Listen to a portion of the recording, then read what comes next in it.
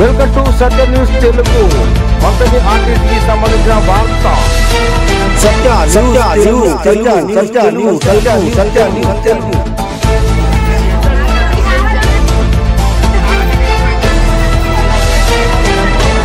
చూస్తా ఉన్న మంథనికి సంబంధించిన బస్సులో మరి ఎంతసేపు బస్సులేక నేను ఒక అరగంట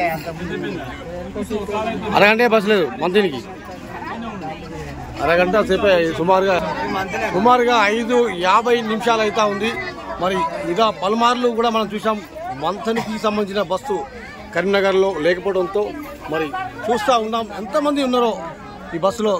మరి కావున ఈ యొక్క సమస్యను సాల్వ్ చేయడానికి మంథనికి సంబంధించిన డిపో మేనేజర్ గారు మరి ఆలోచన చేసి ఈ సమస్యను మంథని డిపో మేనేజర్ మరి కరీంనగర్ డిపో మేనేజర్లు అబ్జర్వేషన్ చేసి అయితే మంథని టు హైదరాబాద్ బస్సులు నడుస్తూ ఉన్నాయి.